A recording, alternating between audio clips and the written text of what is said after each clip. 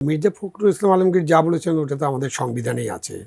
মানে অন্ন, বস্ত্র, বাসস্থান, চিকিৎসা আপনি দিবেন এবং এটা দেওয়াটা রাষ্ট্রের একটা প্রধান দায়িত্ব। প্রত্যেক নাগরিক যাতে ভাত খেতে পারে দুবেলা বা দুবেলা অন্ন পায়, তাদের যদি একটা নিরাপদ আশ্রয় থাকে, আইন শৃঙ্খলা পরিস্থিতি এতটা ভালো থাকবে যে তারা কাজকর্ম করবে এবং তাদের যে আয় সেটা দিয়ে তারা চলতে পারবে।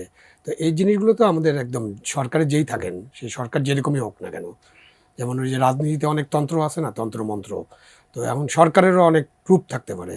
ফ্যাসিবাদী সরকার, ফ্যাসিস্ট সরকার, মাফিয়া সরকার, লুটেরা সরকার, হ্যাঁ, আপনার সৈন্যদের সরকার, কিছু অন্য কোনো সরকার, নানান সরকার থাকতে পারে। কিন্তু সরকারের তো প্রধান দায়িত্ব জনগণের মৌলিক মানবাধিকার নিশ্চিত করা, জনগণের খাদ্য নিরাপত্তা নিশ্চিত করা, জনগণের রাতের ঘুম নিশ্চিত করা, জনগণের কাজ করার অধিকারটা নিশ্চিত করা।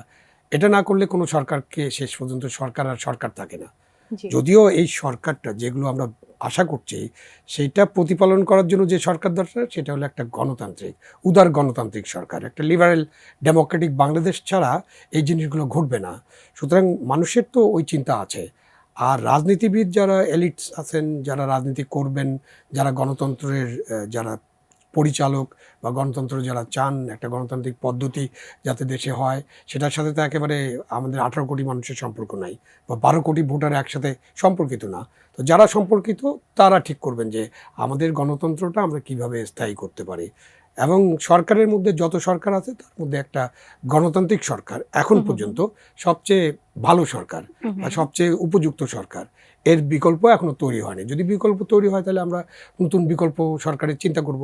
তো সেই গণতান্ত্রিক সরকার প্রতিষ্ঠার জন্য যা কিছু ছোটোখাটো সংস্কার করতে হবে, সব সংস্কার তো আমরা এটা অনেকবার আলোচনা হয়েছে, এখন এটা ক্লিশে হয়ে যাচ্ছে দিন দিন যে সংস্কার তো একটা চলমান প্রক্রিয়া, এটা সবাই জানি আমরা, এবং সংস্কার অনন্তকাল ধরে চলবে, এটাও আমরা সবাই জানি।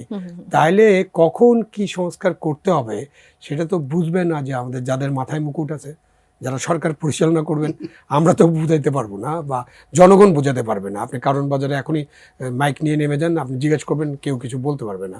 তাদের কাছে সংস্কার মানে আসলেই তাই যে তার পেটে অন্ন আছে। শাইনি চুলে এখন হবে সব হেয়ার স্টাইল। সিল্কোর দ্বিগুণ শাইনি চুল প্রতিদিন। বিএনপি চাইবে কিনা এটা তো একটা ধারণা করা যেতে পারে, বাট বিএনপি তো এখনো চাচ্ছে নির্বাচন, এবং নির্বাচন আসলে সবাই চাবে, সম্ভবত সকলেই চায় যে একটা নির্বাচন অনুষ্ঠান হোক, দেরিতে অথবা আগে। এখানেই একটা ডিবেট যে আমরা সংস্কার করে নির্বাচন করব, আবার তখন কেউ কেউ বলে যে সংস্কার আগে তারপর নির্বাচন। তাদেরকে যদি জিজ্ঞাসা করেন যে তাহলে কতদিন লাগবে এইসব সংস্কার করতে, তারাও কিন্তু একটা টাইম লাইনের মধ্যে থাকলেও বলে যে 1.5 বছর, 1 বছর, 2 বছর, এর বেশি এখনো কেউ বলছে না যে 40 বছর ধরে সংস্কার করতে হবে, এরকম কেউ কাউকে বলতে শুনি না, বা 5 বছর ধরে সংস্কার করতে হবে এরকম বলা হচ্ছে না। বাট কিছু সংস্কার, এই কিছু সংস্কারের বিষয়টা হচ্ছে যে আমার মন মতো কিছু সংস্কার না হওয়া পর্যন্ত আমি হয়তো বলতেই থাকবো যে ওই কিছু সংস্কার তো এখনো শেষ হলো না। তো সেই কারণে হয়তো উনি বলছেন যে এরপরে বিএনপি বলে থাক, দরকার নেই, আমরা ইলেকশনের দরকার নেই, কিছুই দরকার নেই, আপনারা এইভাবে চালাতে থাকেন। কিন্তু বিএনপি এটা বললেও তো বাংলাদেশের মানুষের চিন্তাটা করতে হবে যে বাংলাদেশের মানুষের এই যে দ্রব্যমূল্য, আইন শৃঙ্খলা পরিস্থিতি এবং অন্যান্য অনেক যে ইস্যুজ আছে, যে ইস্যুগুলো আছে, যেটা মৌলিক ইস্যুজ, সেই ইস্যুগুলোর ব্যাপারে যদি সরকার কোনো পদক্ষেপ নিতে না পারে, কোনো উন্নতি করতে না পারে, তাহলে সংস্কার জিনিসটা তাদের কাছে একটা ভেজাল মনে হবে। রনি তো যাত্রা গানের উদাহরণ দিল, যাত্রা তো নিষিদ্ধ, এখন যাত্রা হচ্ছে না দেশে, সাংস্কৃতিক কর্মকাণ্ড অনেকটা নিষিদ্ধ, বসন্ত উৎসবও হানা হয়, ফুলের দোকানেও হামলা হচ্ছে। তো এখন ওয়াজ হতে পারে, ওয়াজে কোনো ওয়াজের আবার আছে, বিভিন্ন যারা কে করতে পারবে তাদের, মানে ওদের বিভিন্ন স্কুল আছে, স্কুল অফ থট, সেই সব এলাকায় করতে পারবে না। এমনিতে ধরেন একটা সাধারণ সাংস্কৃতিক অনুষ্ঠান করতে হলেও কিন্তু ঢোল টোল, তবলা, তারপরে গিটার, এগুলোকে টিউন করতে হয়। তো ওই যদি আমরা যাত্রার উদাহরণটাও চিন্তা করি, বা আধুনিক, মানে আমি যারা আধুনিক শহরে মানুষ, তরুণ যাদের কথা চিন্তা ভাবনা করছেন এখন অন্তর্বর্তীকালীন সরকার, তারা তো আবার জেনজেড, যাত্রা হয়তো তারা দেখেন নেই, তারাও যদি কোনো কিছু করতে চান তাহলে ওই যে টিউনিংটাই এখনো বোধহয় লক্ষ্য করা যাচ্ছে না।